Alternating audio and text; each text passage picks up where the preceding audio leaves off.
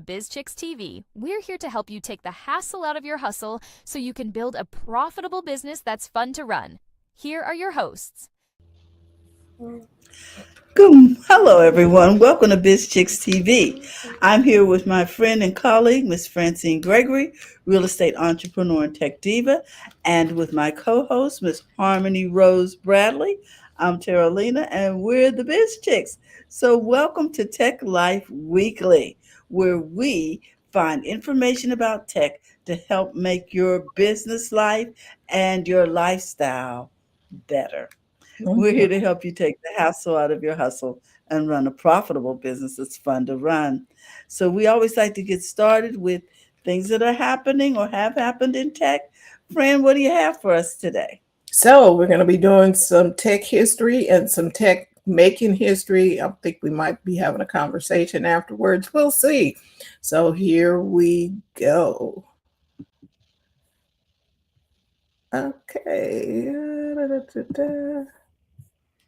Pay for meals. And that's your week in tech history. Sorry. I need to start it again. This week in tech history for August 11th through 15th. August 11th, 1942. Hedy Lamarr's wireless breakthrough. Hollywood star Hedy Lamarr and composer George Antheil patent frequency hopping spread spectrum, the foundation for Wi-Fi, Bluetooth, and GPS. August 11, 2003, Blaster worm outbreak. A major internet worm hits millions of Windows XP 2000 PCs, costing an estimated $320 million in damages. August 12, 1981, IBM PC launch. IBM releases the Model 5150, reshaping the personal computer industry and sparking the era of PC clones. August 12, 1960, Echo 1 satellite. NASA launches the first passive communications satellite, paving the way for modern global comms. August 13, 1993, Street Fighter II Turbo, SNES. Capcom's console hit fuels the 90s fighting game boom. August 14, 2006, Dell Sony battery recall. One of the largest electronics recalls in history. 4.1 million laptop batteries were pulled due to fire risk. August 15, 1994, browser in Windows proposal. A Microsoft email sparks Internet Explorer development and the browser wars.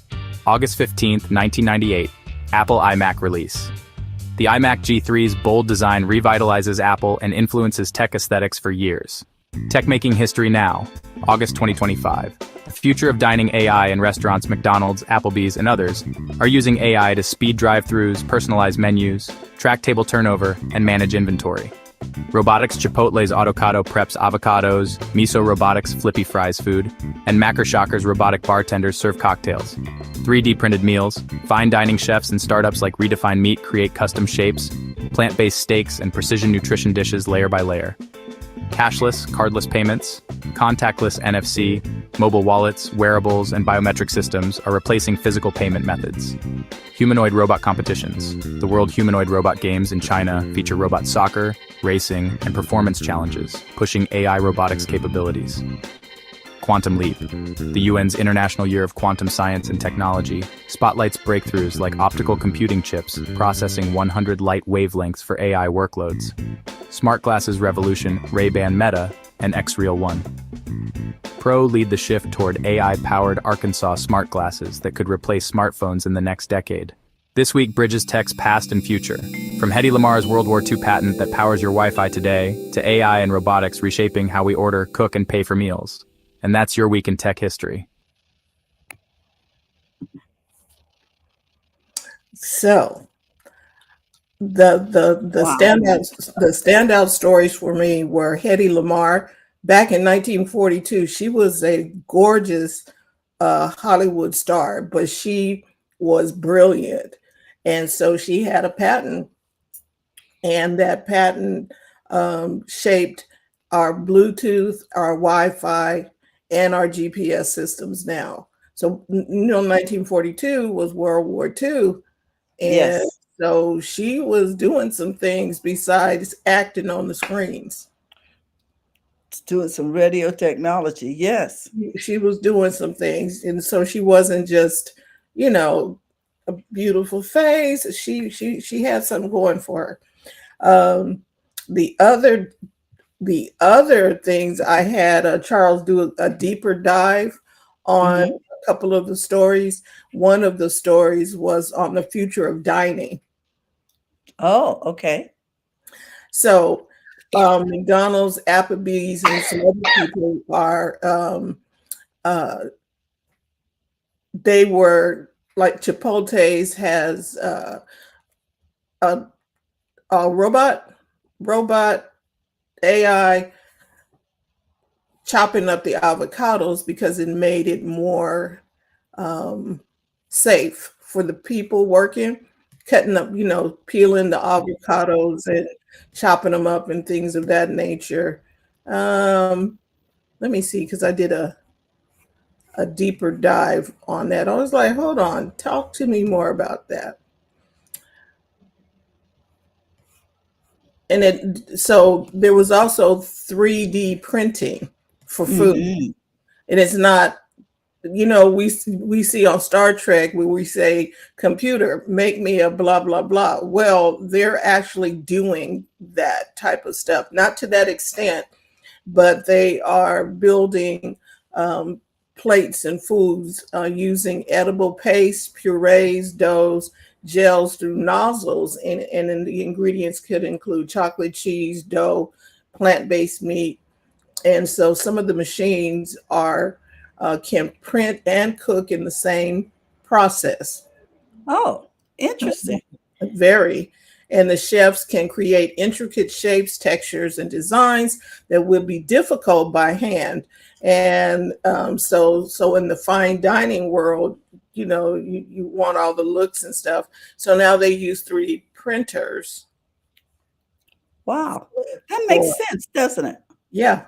It's sort of like having an electronic cookie stamper. Right, because before you would use the little squeeze thing to do this, to put the frosting on the cake and to make the whatever. And there is actually a machine that decorates cookies. You put your design into the computer, you put the different things in the different colored icings into the Yeah. machine, and you run the cookies through on the sheet, and it will like print your face or whatever it is that you want on the cookie. And it's a printer. It's the same way we would be printing on a sheet of paper. Same thing, Exactly. except we're printing it on food. So Cookies. it also works for special diets. Food printers can make personalized meals for people with medical dietary needs, like low sodium, high protein, allergen free, by precisely controlling the ingredients. Okay. So because it measures accurately. Yes. And there are some startups like Redefine Meat and Nova Meat who uses 3D printing to create realistic plant-based steaks and seafoods. Okay, so that it looks like a steak, walks like a steak. Yeah, except for it is not a steak. It's not a steak. Right.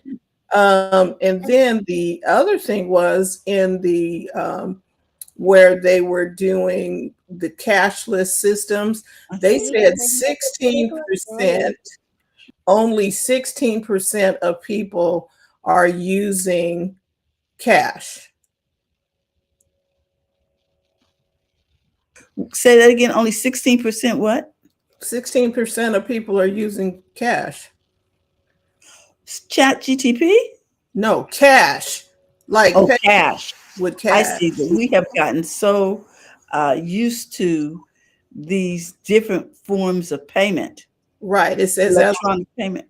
As of 2024, only around 16% of all U.S. transactions were made with cash, reflecting a deep decline in physical currency use. Within the restaurant industry, nearly 62% of the transactions are now contactless or tap to pay. Wow. So I remember when only 2% of people were using their phones to pay for things and to get on transports. Now you can't get a ticket except you got to take your watch and scan. Yeah, so now 92% accept credit cards, 88% accept debit, 78% accept mobile wallets. And these are the small and mid-sized restaurants like Apple Pay, because you go up to a restaurant, you got Apple Pay because it's an inconvenience to go to an ATM to get some cash to buy some food. So not only that, I can find my phone in my purse quicker than I can my credit card. I got to unzip stuff. I got to dig for. It still says, yet 83% of these establishments still accept cash, recognizing underbanked demographics. Oh, that was a nice way of saying people who don't use tech. Underbanked demographics and consumer preferences. And that's deep. Underbanked.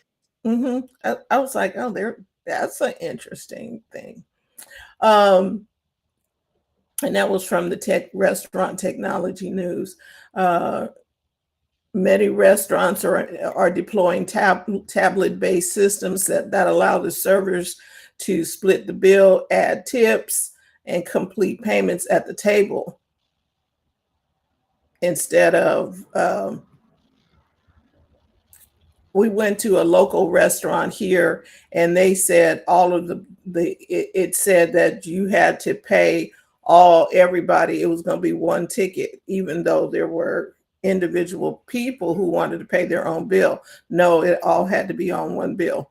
I was like, I've seen that. Do you remember when we went to the retirement for our friend and they made everybody put it on one, and then we had to figure it out afterwards? Yeah, that's a pain. That's a pain. It is. And then we got confused because of the taxes and all of that. And so the dinner wasn't that fun. Hey, Dr. Tachi, hang on.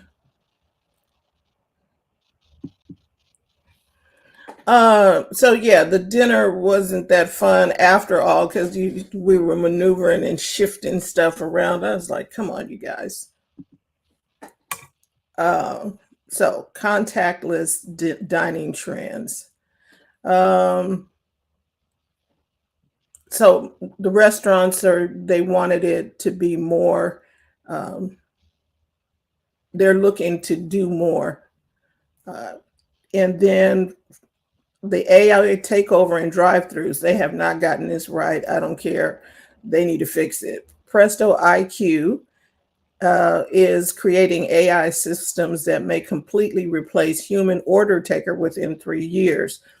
But they need to fix it because the orders and stuff are not right, or the AI doesn't understand you, because when you come up and order, when you talk as a human to another human, you're like, well, let me see what I want. And then you're talking right. The AI doesn't understand those nuances yet, but yeah. And so it's like, oh, so you want a bean burrito? No, I didn't say that. I want a steak burrito with and so now you're arguing with the AI. At least with the kid doing the order, you can at least talk to him because he would like, oh, okay, yeah. But the AI is only programmed for certain. I was like, okay, y'all need to fix it. Well, they're getting better because I hear the AI sometimes say, okay, all right. Is that what you want? That don't mean they got your order right. That's true. You better look in the bag before you leave. You bet. Look, and sometimes you just go, forget it. I don't even want to deal with it. No, it's like I'm done.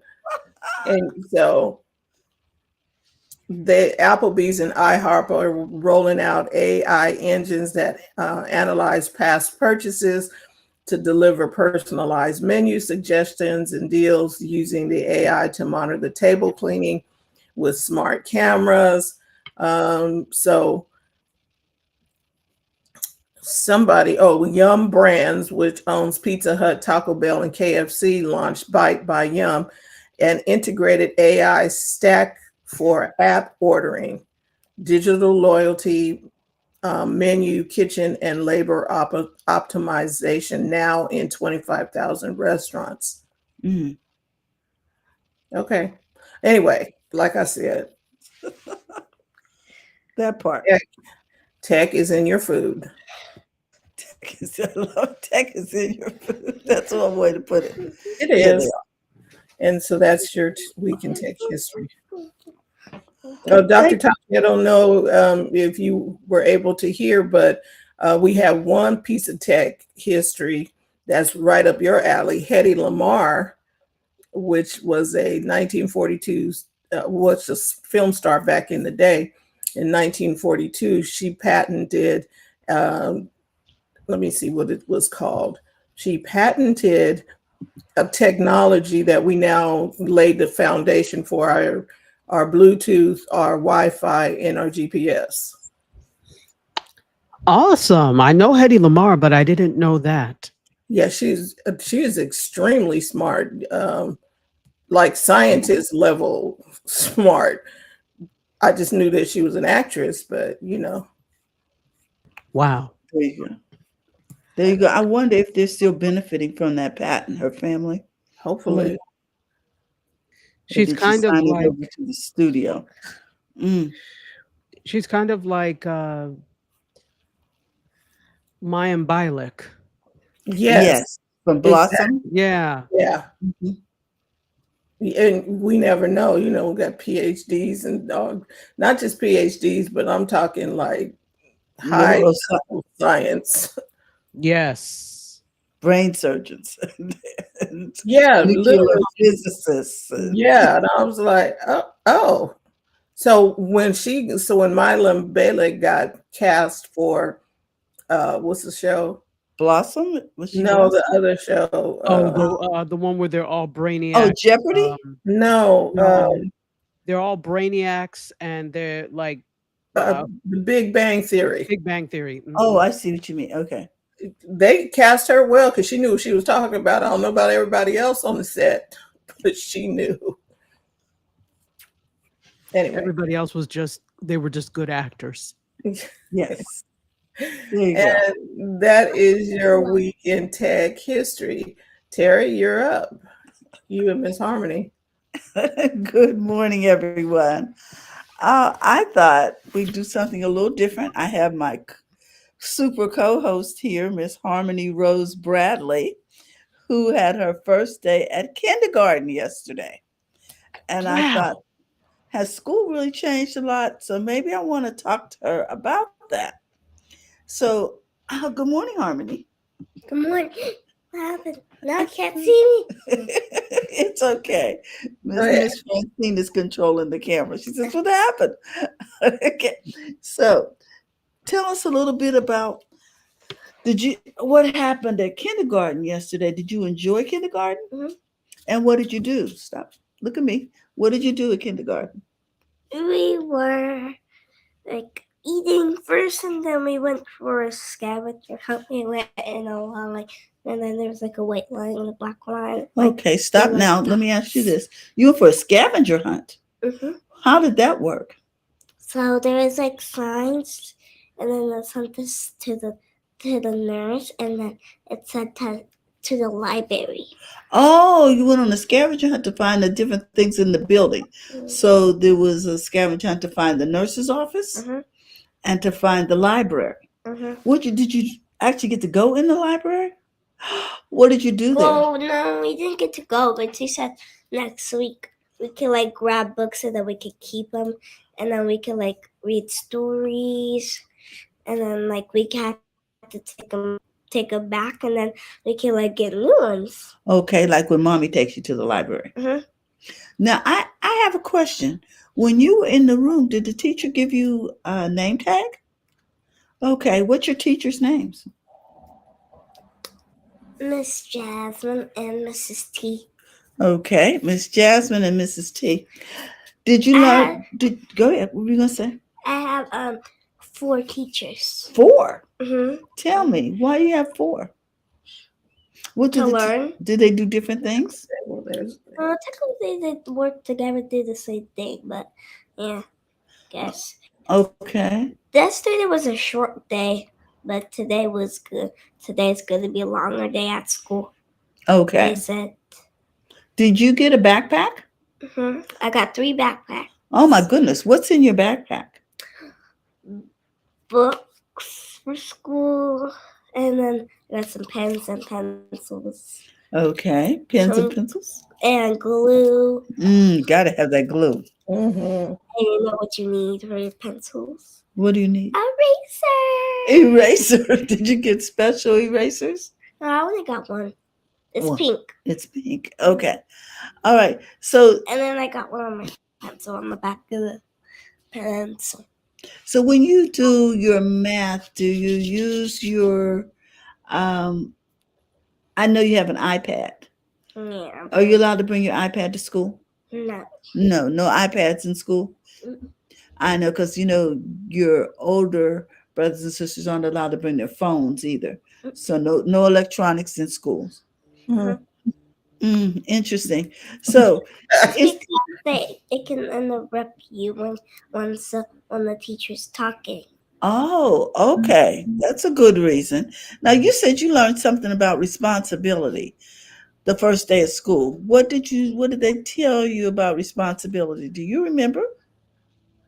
No, but I remember one thing about it. What do you remember about it? One thing about it? Like being nice to kids.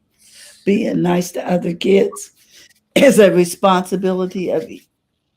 Is that your responsibility? It's everybody. Everybody's responsibility is to be nice to kids. So with that, we're going to close this interview. And today is your what? Second day of school? Are you looking forward to it? My dad's picking me. And Dad's going to take you to school today? And then he's going to take me back to mommy's, which is at mommy's right now. Yes, that's a great thing. So we're looking forward to that.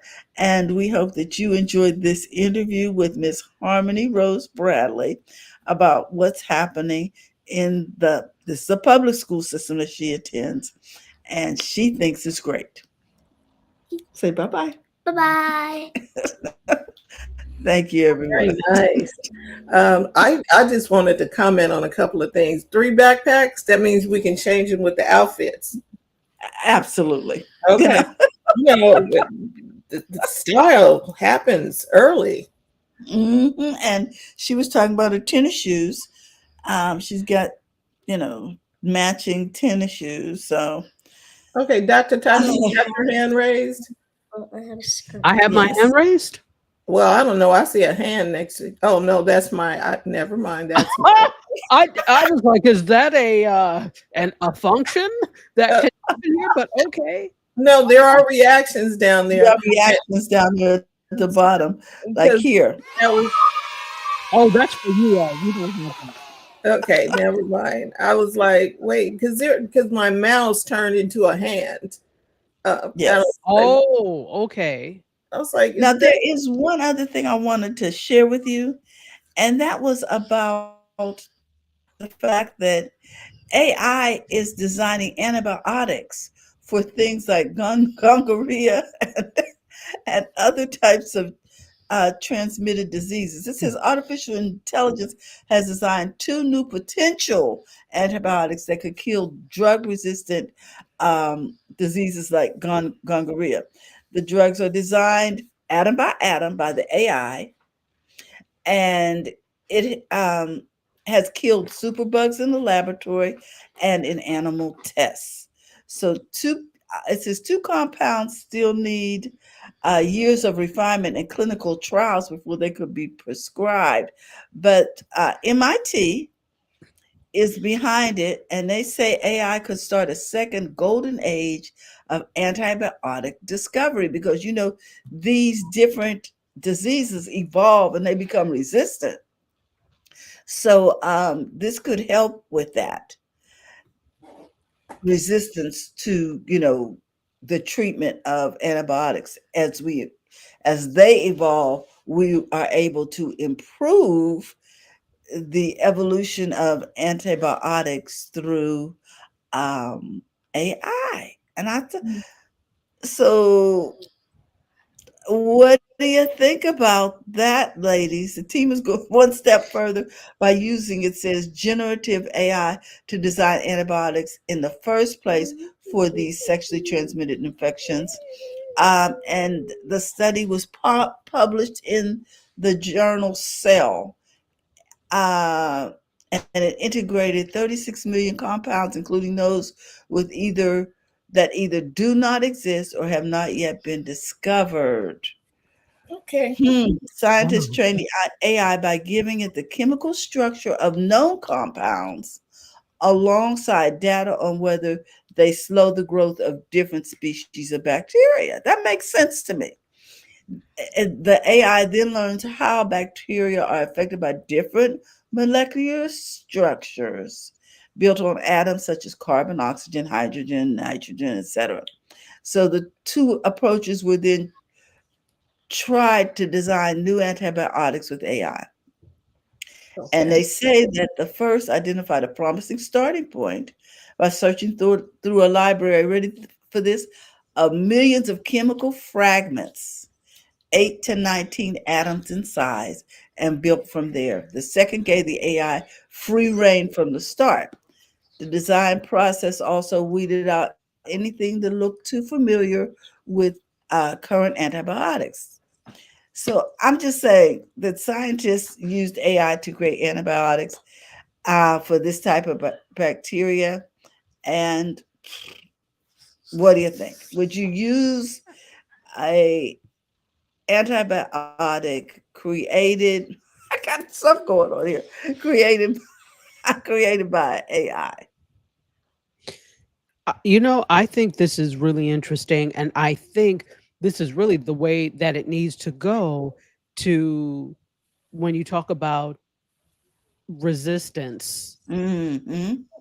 My thing is though, how does that same thing happen when you because antibiotic resistance is caused by overuse, Hmm. and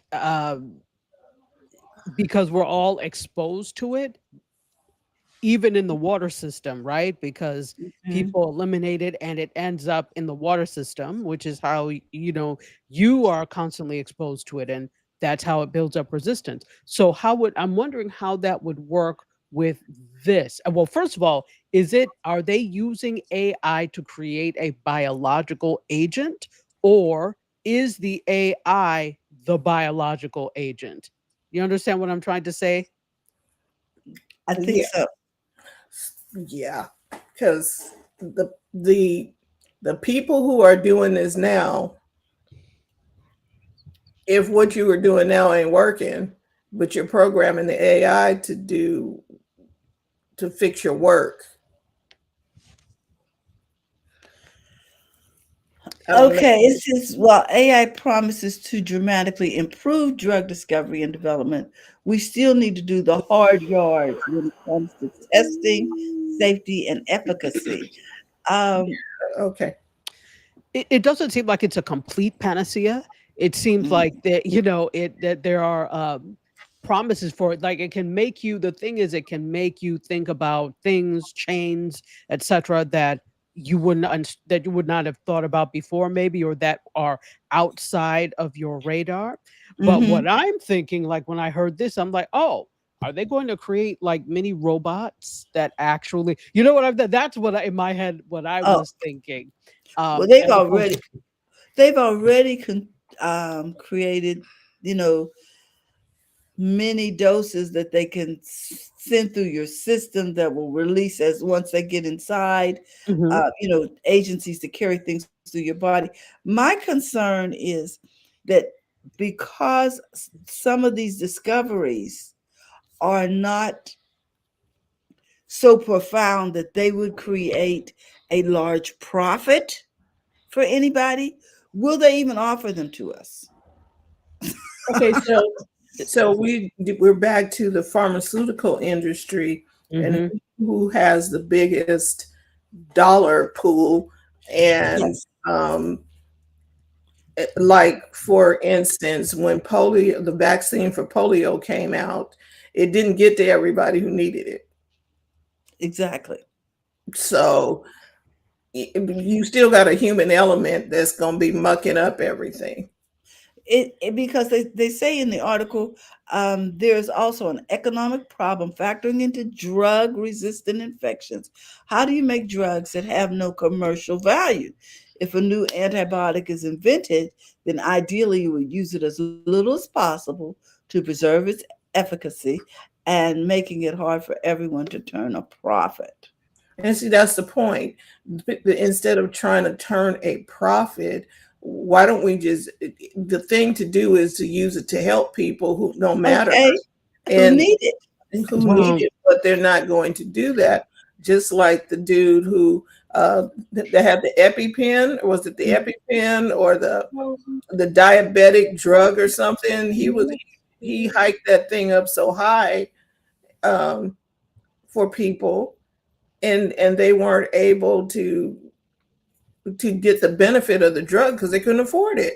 And he was just like, so okay, that is not part of the problem. Is that we have, let's just talk about the United States, because this is not such a big problem in the rest of the world because of socialized medicine, etc. And the point is, you don't have a society if you have a sick society. What good is it for you to have a society that's full of sick people? You can't thrive that way. So in Europe and a lot of other places, they think humanistic and humanistically first, that in order for our society to thrive, we have to have a healthy society. And that means having access to healthcare that is low to no cost. And it's not low cost initially, because in Europe, you are paying very high taxes in order to have this. But then you don't have the problem of, okay, I have to have surgery, I can't afford it, because you've already paid for it in a sense on the front end, right? So the whole thing is, for something like this to work, you have to have a society that is not full of subhumans. And I hate to say that, but the US is full of subhumans who really are profit first. And when you see, and there are people that actually thrive and are happy off of human suffering. They're very happy to see it. You can't have a society like that and have something like this work, because otherwise, how could you, in good conscience, and that's the key here, in good conscience, have people that are really ill, and there are lots of people that are ill or are ill and can't afford to cure themselves. That just doesn't work in a modern society. So, for all of this thing to be true and to be, it's all well and good and nice on paper, but how well will this work in actuality? Yeah. And that was the question. Yeah. So that's what I have for you today. Just something to think about. All right. And TJ is off today, but I have her story, so I'm going to cue it up. All right.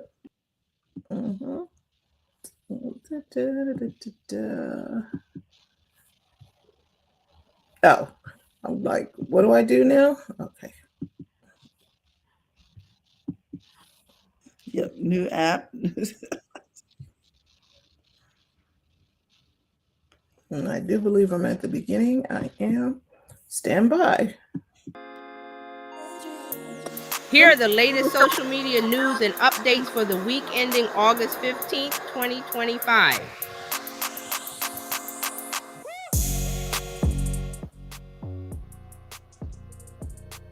Instagram is developing a feature that helps users find shared interests.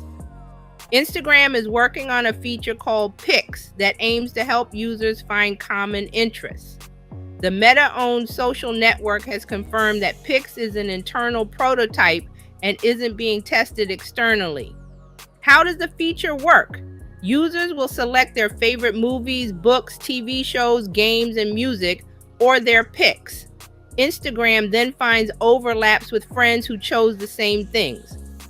While Instagram hasn't shared any details about the feature, the company likely views Pics as a way for users to connect more personally with friends and spark conversations around shared interests. Instagram takes on Snapchat with new Instagram Map. Instagram is rolling out Instagram Map, a new feature that lets users share their most recent active location with others and discover location-based content. The Meta-owned social network is also launching reposts and making its Friends tab in Reels available globally. With this new map feature, Instagram is copying yet another popular feature from Snapchat after cloning the app's core stories functionality back in 2016. Instagram says the new map feature will make it easier for friends to coordinate and link up for Hangouts. It also lets users explore location-based content that their friends and favorite creators have shared or engaged with. You can use the map to see location-based content even if you don't share your own location. The map also allows users to leave short messages or notes on the map for others to see. Instagram notes are currently the short messages that appear at the top of your direct messaging feed, but with the launch of Instagram Map, users can now post these short updates on the map. Users can find the Instagram Map at the top of their DM inbox. As for the new repost feature, Instagram is taking a page out of TikTok's book while also creating its own version of the popular retweet function from X. This feature lets Instagram users repost public reels and feed posts. These reposts may show up in their friends' feeds and will also be displayed in a new repost tab on their profile. Instagram says the new feature gives users a way to share their interests with others and also offers creators the opportunity to reach a wider audience. To repost a reel or post, users tap the repost icon. Users can also choose to add a note to the repost by typing into the thought bubble that appears on screen and pressing save. Regarding the new Friends tab in Reels, Instagram launched it in the United States earlier this year and is now making it available globally. The tab lets you see public reels that your friends have liked, commented on, reposted, and created. For users who want to browse and interact with content privately, Instagram is rolling out the ability to opt out of having content you've engaged with shown in the Friends tab. Users can hide their likes, comments, and reposts from the tab in their app. Additionally, they can choose to mute likes, comments, and reposts from specific people they follow.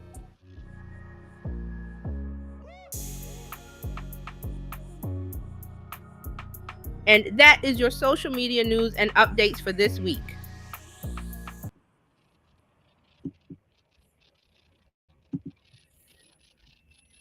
Okay. Wow. A lot of that was who asked for this. Mm-hmm. Now, we were doing things with friends and family. Then they said, no, we're not going to feature friends and family. Now they want us to go back and see what your friends are doing and where you can hang out with them. That sounded like Foursquare from a long time ago. There was an app called Foursquare where you could find out where different people that you knew were on the map so that you can maybe connect at a restaurant or something. But anyway, there was a lot of stuff. Yeah, I remember that they could find you. Yeah. Mm-hmm.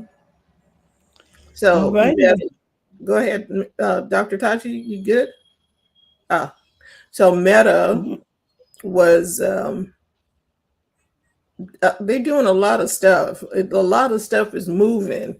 You know what I mean? Pieces are moving, and I haven't even gotten down one of the pieces, and then they bring in a new piece, and I'm like, okay, now I gotta. It's like, what is that? 3-card Monty? What is that game where the shell game stuff keep moving? 3-card Monty, yes. That's what that feels like to me. Trying to find the P, yeah. Yeah. I was like, what are we doing now? Okay. Okay, Dr. Tachi, I'm gonna put you in the seat of authority. Okay. There we go. How's everybody doing? Good. Good. So Doc. It's good to see you. Good, good, good. So I'm going to just in case I've already explained to you, I was at the dentist earlier this week, and I don't get numb easily. I had like a broken tooth. So I don't get numb easily. So they had to give me like they stick me like 5 or 6 times. So of course, after it wears off, you start to feel everything. So I'm still a little swollen, and I, keep biting the inside of my mouth because of that. So I'm taking it a little bit easy today. So bear with me if you hear something, that's why. Well, thank you for being a trooper and coming in anyway.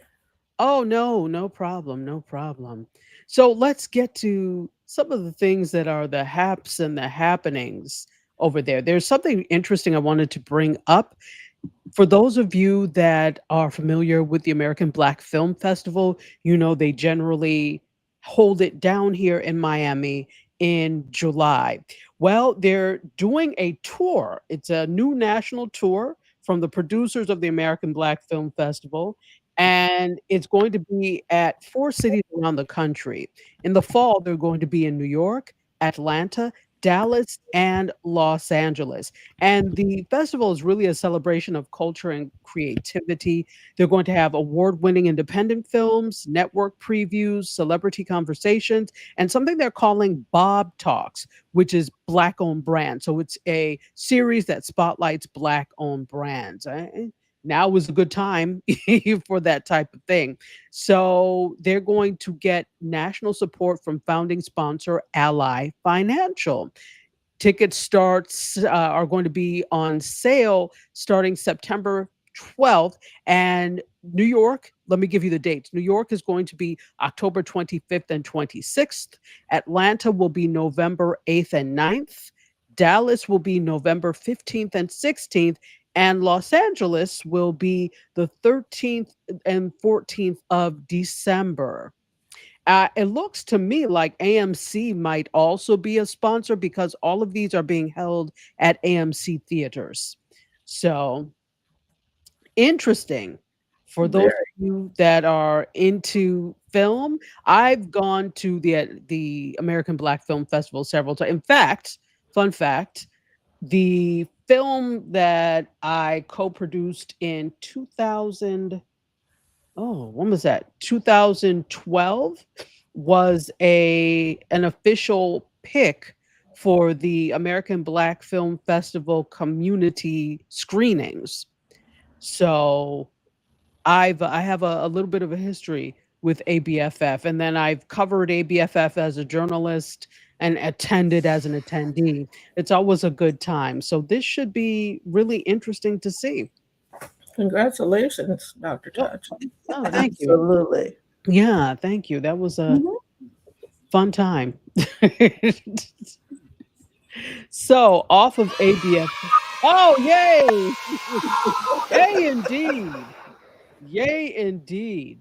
So I did want to give you a little bit of tech news. I don't know if you mentioned this before I got on. Did you talk about AOL at all?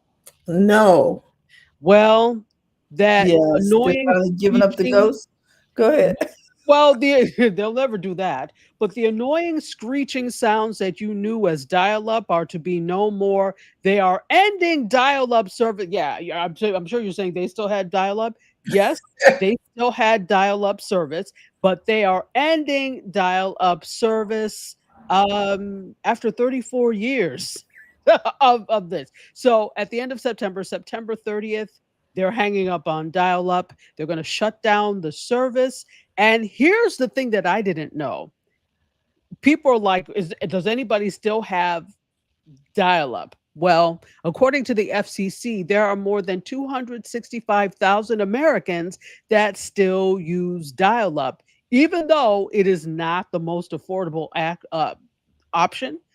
And I know it's slow as all get out, so I don't understand. It's quickened up in some years. It's not the same dial-up that we had before, like in the 90s and early 2000s, but it's significantly slower than the high-speed options we have now, the broadband options, the fiber.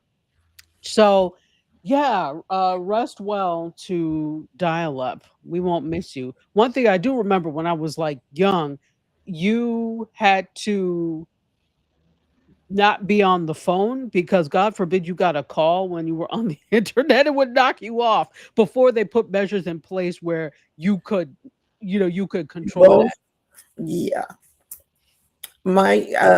I recognize when AT&T came out with their internet, they were using their dial-up systems because it was already integrated in everybody's house.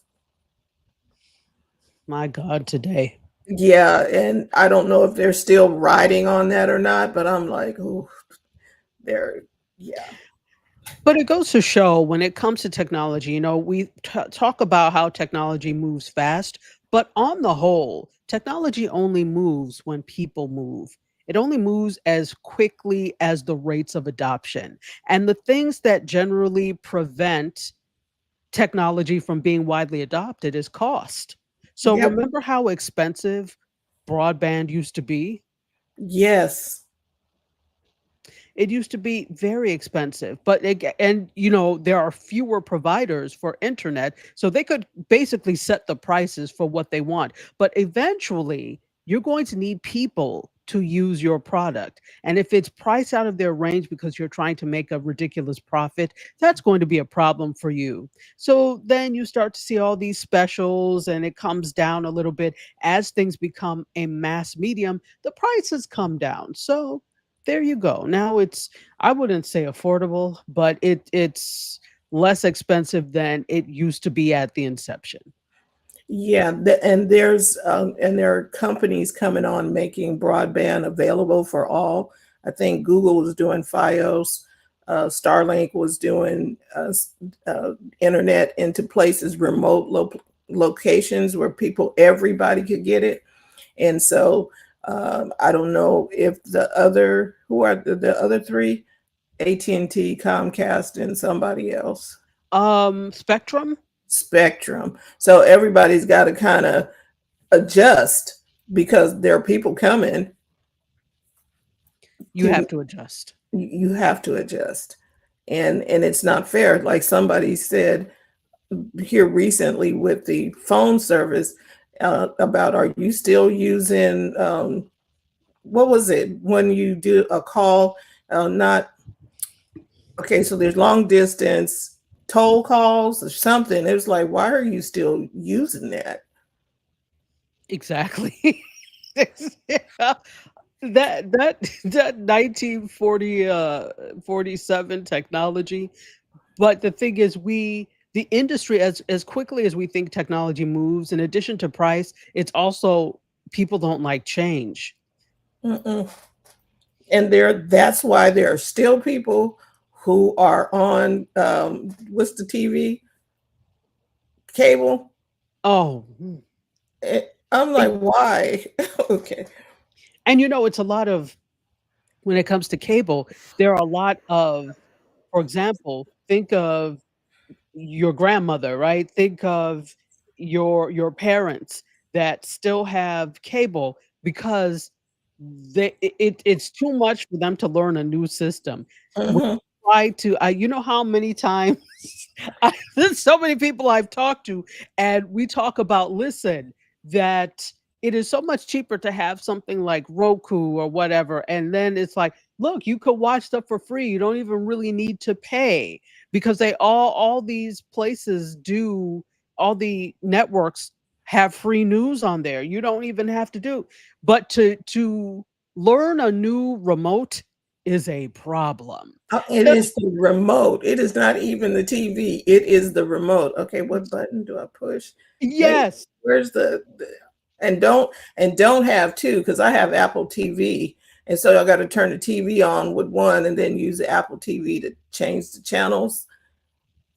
Yeah, no, exactly. I mean, this is even young people sometimes. I'm a techie, so it doesn't bother me when I have to get something new. And in fact, I only read the directions if need be, because usually I can figure out for myself, because most things have essentially the same interface. You just have to, yeah. So I'm like, okay, well, this mirrors something I already know. I don't need to sit and read the directions unless it's something, very heady. I have a box, so I have a Roku, but I also have, I forgot what it's called, but my sister sent it to me from Malaysia. So it's loaded with Asian programming from, Philippines, Malaysia, Thailand, Japan, and all over. They've even got programs from here and things. So it's like a Roku box, but it's an Asian version of this. Mhm. So even though this is an Asian version, save the fact that, I don't read Chinese or whatever, but there was enough things in English that I was able to figure out how this worked. And I just needed, a little bit of guidance to get to some of the other programming. So most things mirror each other. Most things are not such new maverick devices that you can't figure it out. But people like what they like, and they don't want to learn new things.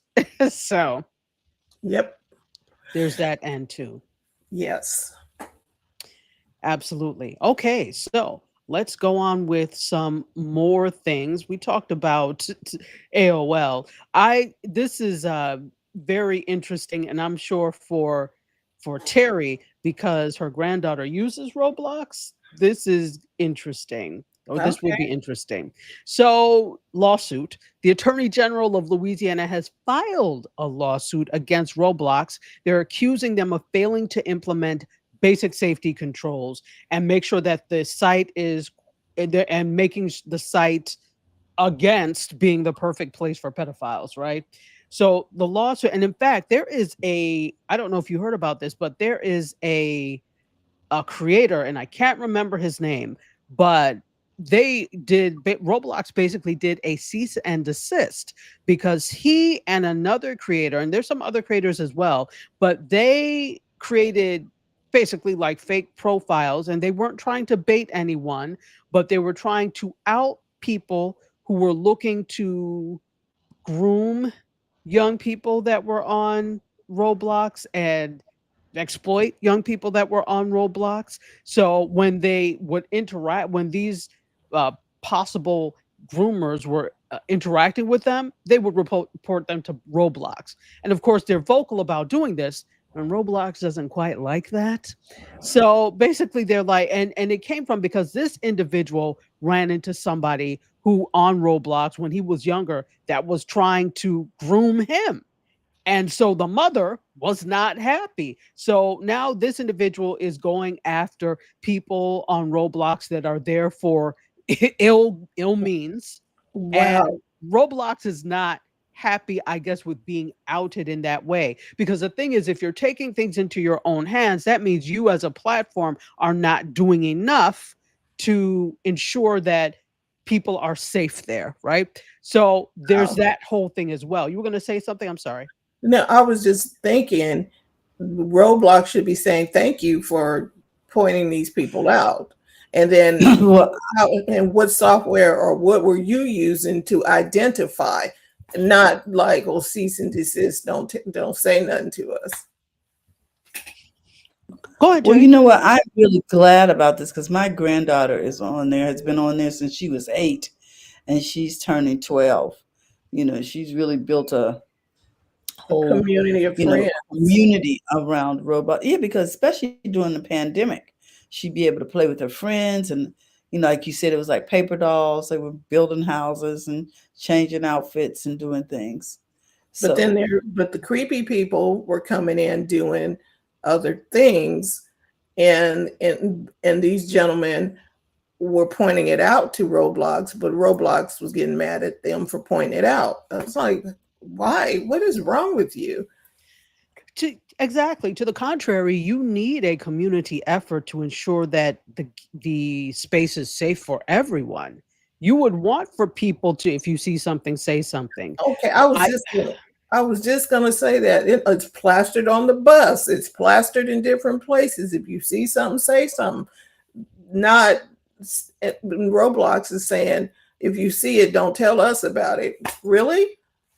Well, I don't know if they are what they're more upset about. The fact that it's clear that they're not doing enough, or the fact that somebody else is pointing that out, or the fact that they created these phony profiles in order to catch bad actors. The point is that y'all need to do something about it.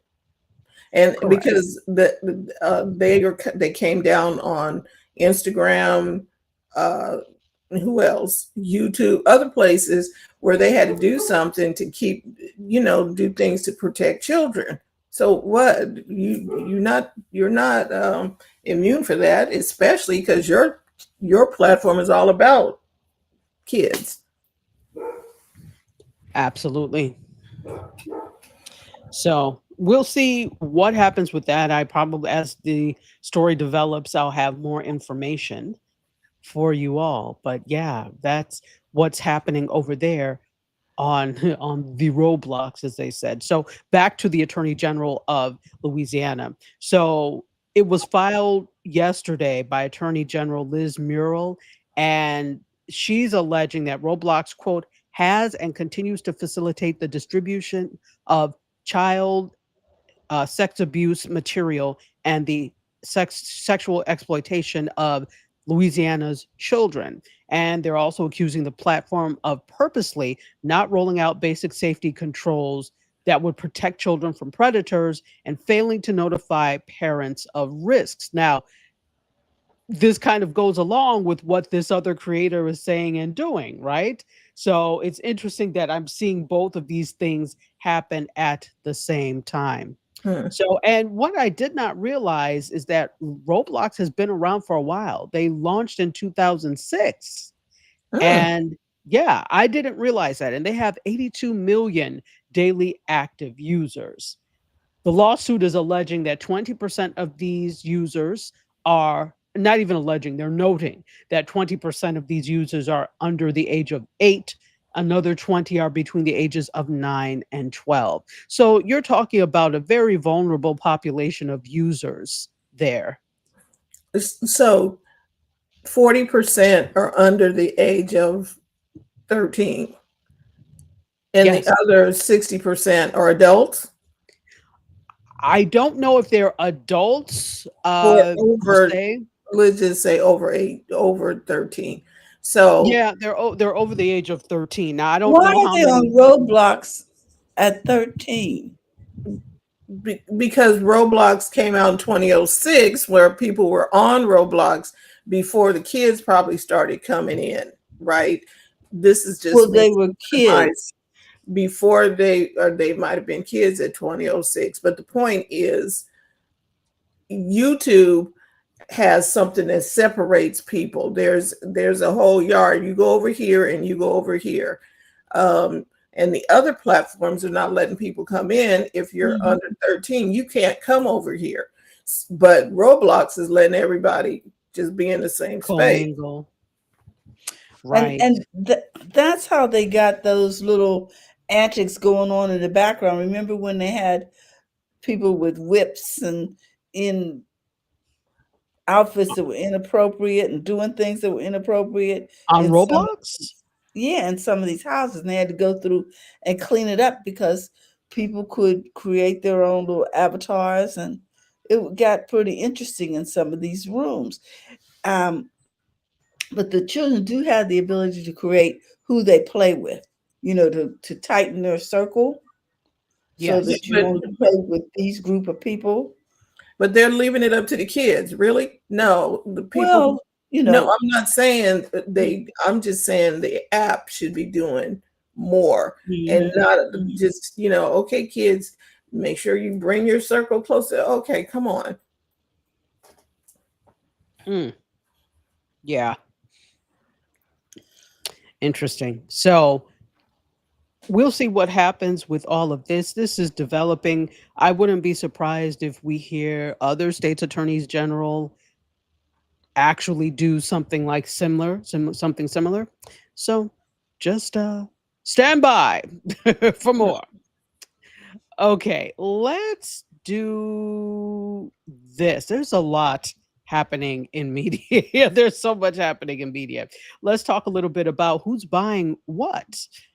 Okay. USA Network is actually buying scripted television again.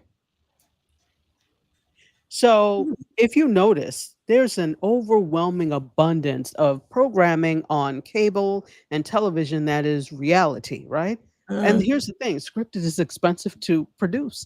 Reality is cheap to produce. So you get a windfall of this type of cheap programming that, here's the thing, even if it's interesting, interesting doesn't necessarily mean good. Most reality programming is not very good. It may be interesting, it may draw you in, but it's not good. It's not it's not necessarily compelling in a way that a good scripted series would be, if that makes sense. It's Mhm. compelling, but not in the same way scripted would be. And so it's interesting to see that the USA Network is buying scripted television again or scripted content again. So Suits, as we know, was uh, in 2023 becoming the most streamed TV show, right? It Mhm. was originally on USA and one of the top legal dramas, right? And then you had lots of other shows like White Collar, Yep. to Mhm. Burn Notice. I used to love Burn Notice. Ernest I is love good. White Collar Did Yeah. you? and Notice. Yeah, Wow, and I I never did. watched White Collar. Yeah, it was good. Wow. Burn Mhm. Notice was cool, and I think I was drawn to it because, we only had 2 shows at the time that were being shot here in South Florida. Burn Notice was one and The Glades was the other. Oh, Um, okay. but, that's Florida's fault for not that's why everybody moved to places like I Georgia. just like detective shows and spy stuff. Okay, now I think they have one more, Dr. Toshki. It was Miami. What is it? CSI Miami? But What is it? CSI Miami wasn't really fully shot here. The Oh, exterior see, they shots were shot here. Everything else was shot in California. So when we boo. talk about actually being shot here, Mm. Mhm. Okay, well, it never was mind. only in that time frame, The Glades and Burn Notice. Okay, Burn Notice was pretty good. And Yes, White Collar was good too. yes. I'm gonna have to see if I can find some episodes of White Collar. But yeah, I Burn Notice was good stuff. I enjoyed You that. you will probably find it on Peacock.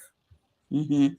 Um, because US, what was it? US, Yeah, USA is part of the whole NBC Universal right, that thing. And so ecosystem. the Yeah. replay is probably there.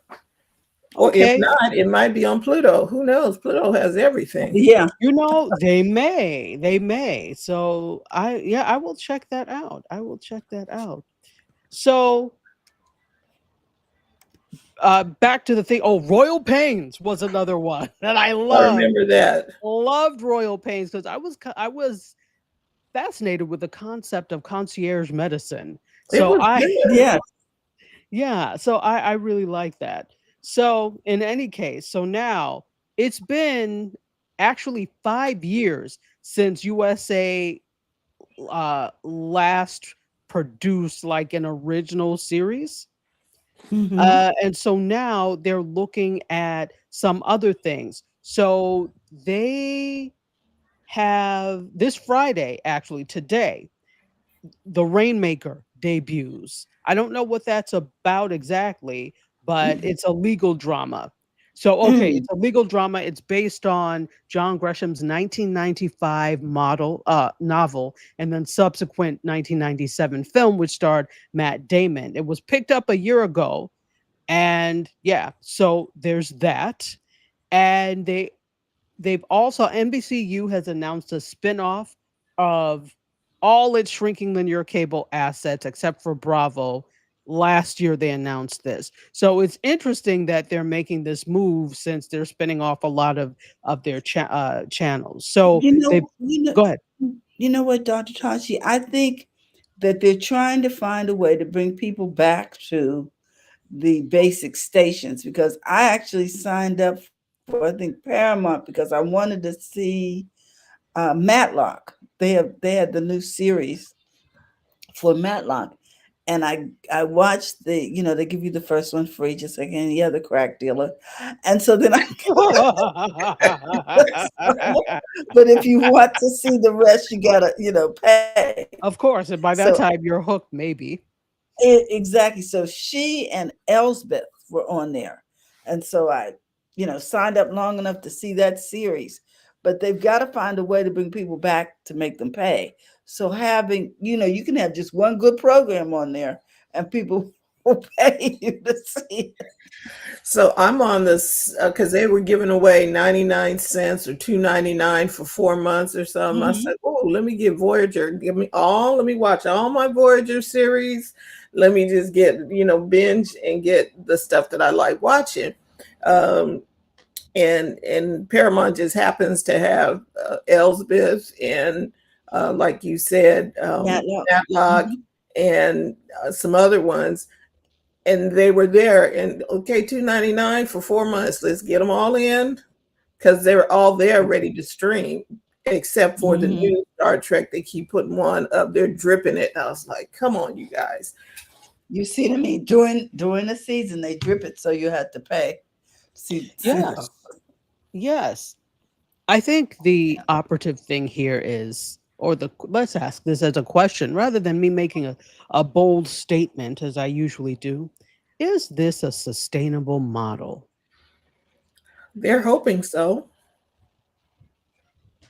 They're hoping so, but this means that you never really, if you ask me, and if you look at it, you never really have a true handle on your audience if you have to keep playing these reindeer games in order to keep them around. This means you don't have a true community. Look at what all of us do, right? And I'm not necessarily comparing apples to apples. I'm saying look at what we do. The reason what we do works and we have a dedicated audience is because we've built a community. That is the sole reason any of this works. They're not interested in building community, but then you don't have anybody who's beholden to you and who feels like they need to watch you. They don't have loyalty to you because you only feel loyalty to people that you have a connection with, and they don't have that connection with you. Have you ever heard people say, I was raised watching USA? I really love USA. They don't, because you're just a channel to them. And if you ask me, I think this is what's going to have to change. It's got to be more than just a channel. So we get endeared to a program on a channel, not necessarily the channel. Exactly. Like, if you to move that somewhere else, we're following that program. Exactly. Like Downton Abbey and Star Trek. You know what I mean? Our fans go wherever they can find it. Wherever they can find the thing. Now, if I remember watching CBS because NCIS is coming out with their new thing, and they are trying to gain a community. They had the little guy come on, or not the little guy, had somebody come on. Hi, I'm your CBS page, or whatever his title was. Send us a video from where you're watching. Why? I mean, CBS, I think they're trying to make connection with their community, but it's forced. It's too little, too late. It's a little bit forced. I was like, and I'm like, and then I don't understand. Hi, I'm such and such from somebody, Alabama. And then they give you their little quote or something. I was like, what does that do? This is not, this ain't Instagram. I'm sorry. Exactly. No, you're absolutely correct. But if they want to go that route, because here's the thing, we keep saying this ad nauseum, you are going to need, part of the reason that newspaper is still around, but there's a faltering, and this has been the conversation for years, is that younger readers are not replacing older readers of these newspapers. The newspapers are not making tremendous effort to try and reach out to who would be new readers? They're not talking to us. When's the last time y'all sent me something? You know what I mean? There's a local paper here, Land Park News, or it is, it's local, and they give you, you know, artists have their things in there, local real estate companies and stuff. Well, they send that to every household without us subscribing.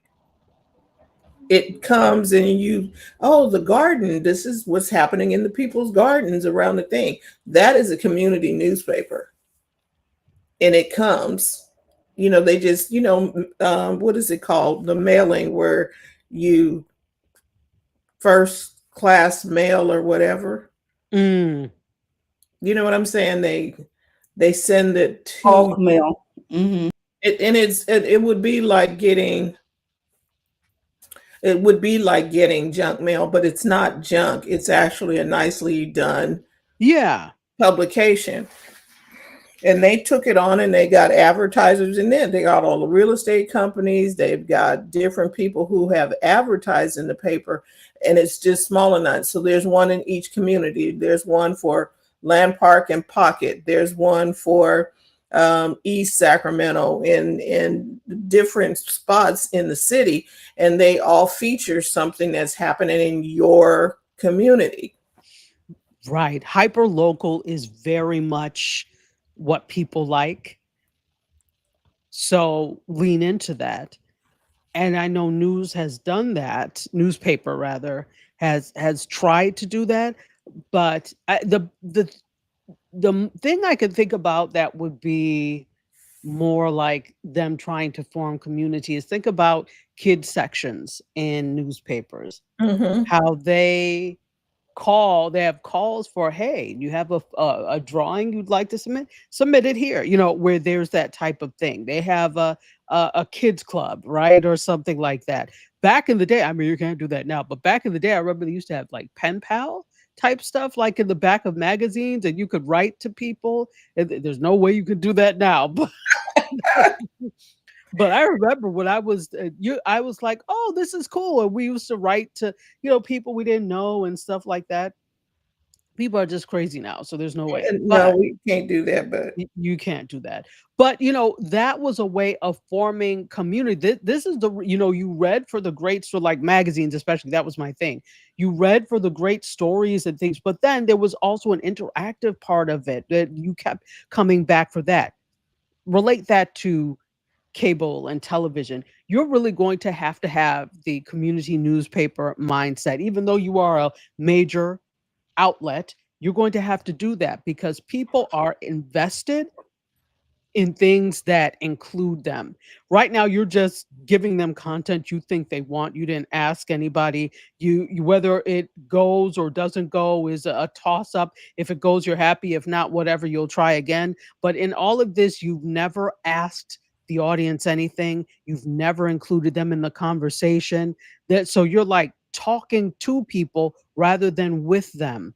mhm. That is the difference between what you see on things like YouTube, on TikTok, etc. They are talking with their audiences. So you wonder why there's such a high stickiness with them, because they include the audience in the conversation. Right. And we feel like we know the people on YouTube. We feel like because they will respond to your comments, and you know, and we see the comments of other people, and it's a whole different dynamic. It's totally different. Completely different dynamic. I agree. I agree. So that's what's happening, that they are buying scripted content again over at USA. And if monkey see, monkey do is any indication, we're going to see more scripted content being purchased at other outlets as well, both within the NBC Universal sphere and outside of that. So one more thing with Yeah. this. That's Netflix has always been buying scripted content. And they produce their own original scripted content. Mhm. So doesn't that say something? You know, it's very simple. The formula or formulae, no, formulae, I think that's one word. But the formulas or formulae for this is very simple. All you have to do is watch where others are succeeding and replicate that. But what happens is they watch where others are succeeding, and well, one of two things happen. They replicate it and over replicate it so that it becomes nothing special anymore and everybody does it. Or they think they know best and don't take the lessons from what was done well before by another program. So all I can say is whatever. Let's talk a little bit about what's happening at Netflix since we brought that up. They have partnered with Kevin Hart to find the next great stand-up comedian. So they're looking for new stand-up comedians, and it is an 8-part reality competition series, and they're casting right now for aspiring comics across the country. And this is going to debut in 2026. There's going to be lots of tests and trials that they're going to face in the real life journey of being a comedian. So things like open mics, bomb sets, rewrites, pressure of being on the big stage. It's going to give an inside look at some of comedy's darkest corners, according to Media Play News, and the brightest spots, with challenges inspired by some of the comics' actual career trajectories. So some of what these comics are actually going through. And this is, again, they partnered, it's co-produced by Kevin Hart's Heartbeat Productions, I think it's called, and also Alfred Street, which was founded by Emmy-winning producers Cutforth and Lipsitz, and they do Next Gen Chef and Homicide Los Angeles and Is It Cake? So that is what's happening there. We're going to get a competition reality series co-produced by Kevin Hart. No disrespect to Kevin Hart. I think he's just not my brand of comedy necessarily. So I really want to see what they feel is funny. Okay. Through this. Yeah. Okay. Can we get some clean comedy? I'll give you an excellent clean comedian. Can we get something that's not reality based? Yeah, exactly. Ditto on both. This had to be in February or March. Kev, you guys know Kev on Stage? Yes, Kev on Stage. Yes, I've seen him on Instagram. Yes. So he is a comedian, but he has a large presence on Instagram and TikTok and YouTube. And he does a whole lot of different things. He also has a really big Patreon community that he's been able to monetize. So he has recently, so he's been producing things on his own the whole time. He is a firm believer in, I'm going to do it myself and I'm not begging you for the opportunity. So one of the shows that he's created that was on his Patreon is called Churchy, and it's been picked up by BET Plus. So you can watch they've been picked up for a season 2. So you can watch season 1 of Churchy on BET Plus. And I've seen the clips from when he did it on his Patreon. It's hilarious. He's absolutely hilarious. He is a clean comic, basically, and he does this tour called the Back Pew Tour, where he goes to different churches and he brings other like clean comedians and musicians and things with him, and they do the show. Now, I went when they came to Fort Lauderdale. It was so good. I so enjoyed it. And the thing is, he's really hands-on. So you think he has this big, no, he's really hands-on. He was out there afterwards selling the merch and he's doing quite well. So if you're looking for a good comedy, and he's a millennial, yeah, check out Kev on Stage. Kevin Fredericks is his name. And it's called the Back Pew Tour, and they tour lots of different cities. So if they're coming to a city near you, definitely. And it's always going to be at a church. So cool. Thank you very much. Because I was like, come on. You think you're listening to somebody that's really funny, and then all of a sudden it just goes left. And I'm like, for no reason. And I think sometimes that's comedians feel that without it going left, that they cannot get laughs and they won't get the attention. But there's a whole contingency of people that are starving for funny content. And if you're funny without using a whole lot of questionable things, you are actually truly funny. Yep, that part. All That the extras are because you're not very funny trying to be funny. mhm. So anyway, in my opinion, my humble opinion. So check out the competition series on Netflix if you are interested. It will debut next year. I'm not necessarily, because I also don't like bad comedy, and I'm not saying these comics are bad, but I hate when something is not funny, and now I've wasted my time. So, Yeah. Yep, that so part. let's talk about this. I could have told you this without a study, but according to Hub Entertainment Research, they have a latest study called Monetizing Video. One of the major findings is that consumers feel that they're paying too much for multiple subscriptions. We didn't need a study for this. I could have told you that. However, they did do this study, and it says that consumers are tapped out on paying for multiple subscriptions. Many are paying for 3 or more services, and they said that they're spending what they're spending is enough, and they're unwilling to spend more. So again, the study is called Monetizing Video. The average user is spending $83 per month on TV services, and they said they're only willing to spend a few dollars more, so like 86. So that's probably not going to be very many services that you're adding if you're already spending like $83 per month. Right. Now, and that is to suppose like YouTube TV is already like 86. So if you got YouTube TV or Xfinity or something, you're not really willing to add on those extra little subscriptions. No, it's what I always say. I like what I have.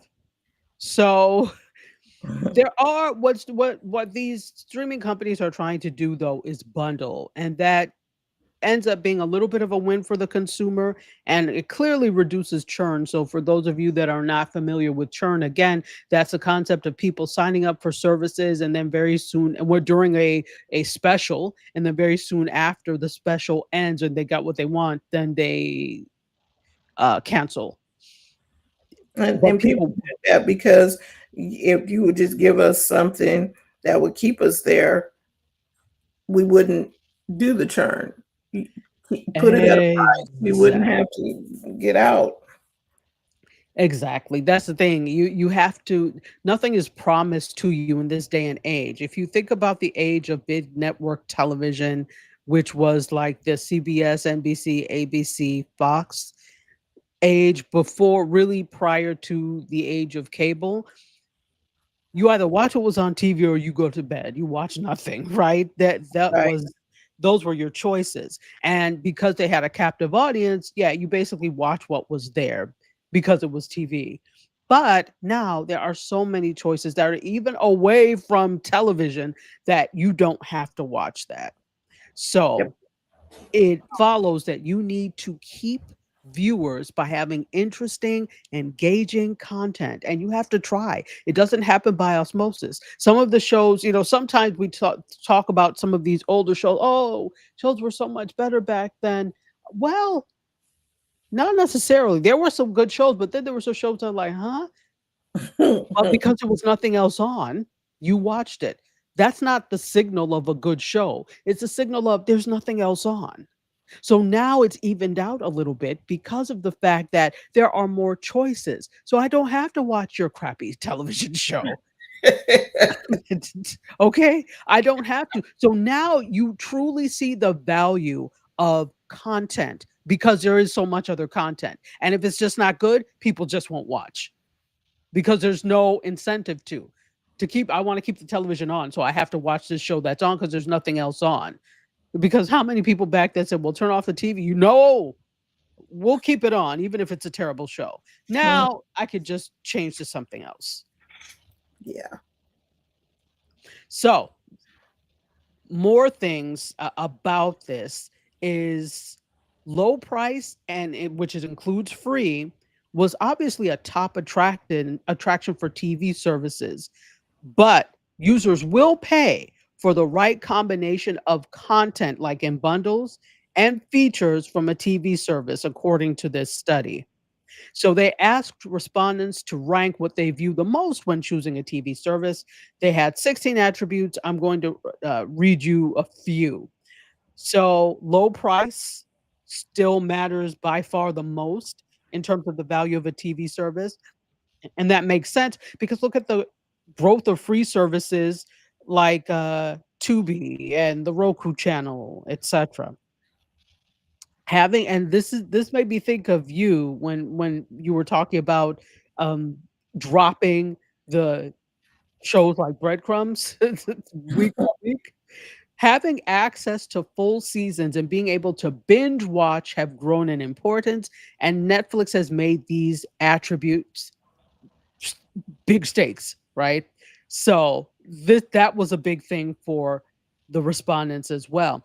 Also, there's a tolerance for ads. It has increased because, if you watch YouTube, you're going to get served some ads unless you have YouTube Premium. So, but there's a tolerance for ads now that has increased. So it's like having, quote, they say no ads so you can avoid ads is less important versus last year, because users are leaning into free services with ads. So people are realizing I don't necessarily want to sit there and read or watch ads, but I like this content.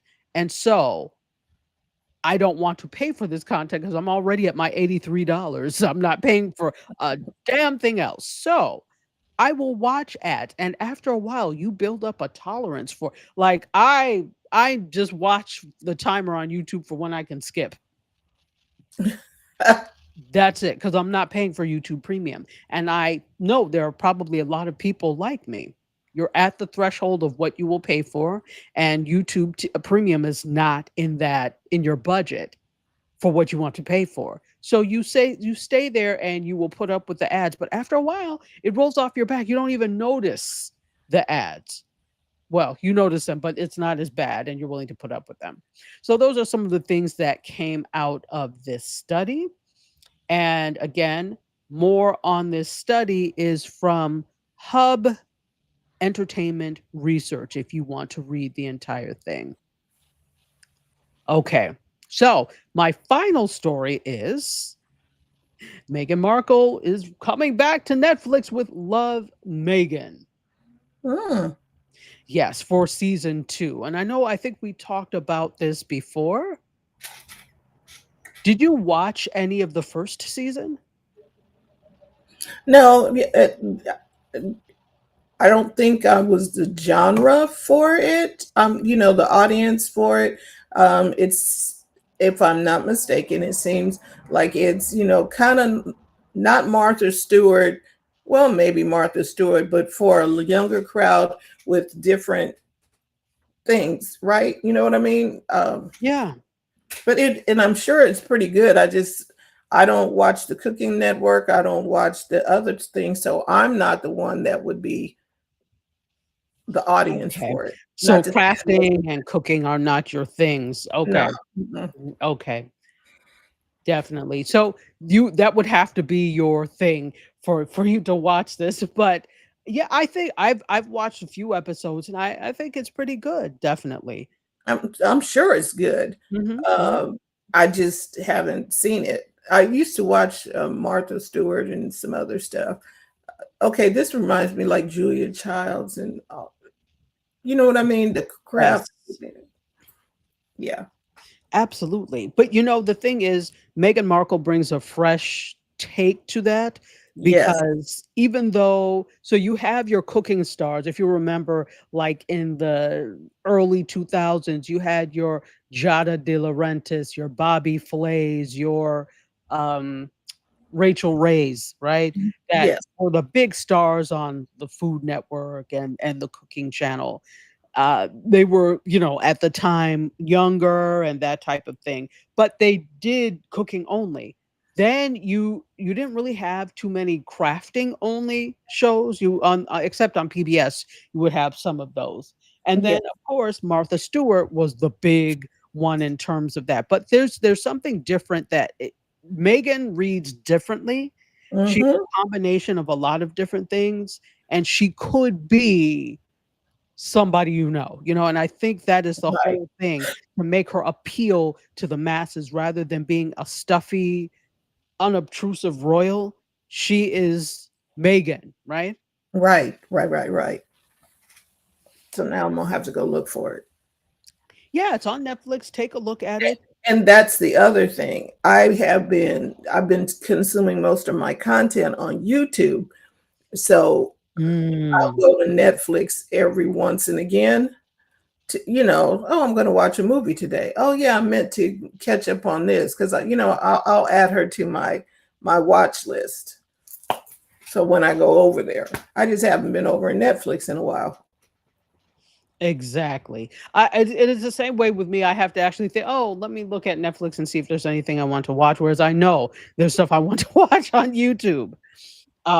So actually, the second season is premiering about 11 days time on August 26th.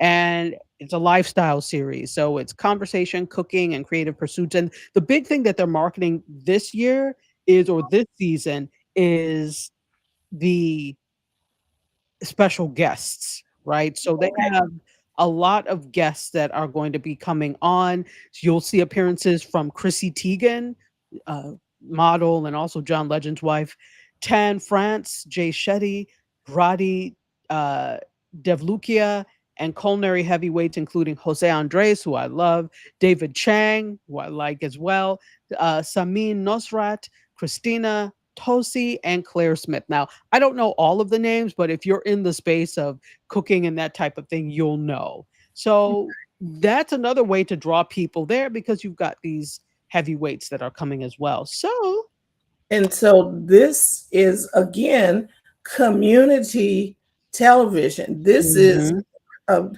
she has an audience, and not just because she's a royal or whatever. She has an audience I think that came from Suits, by the way.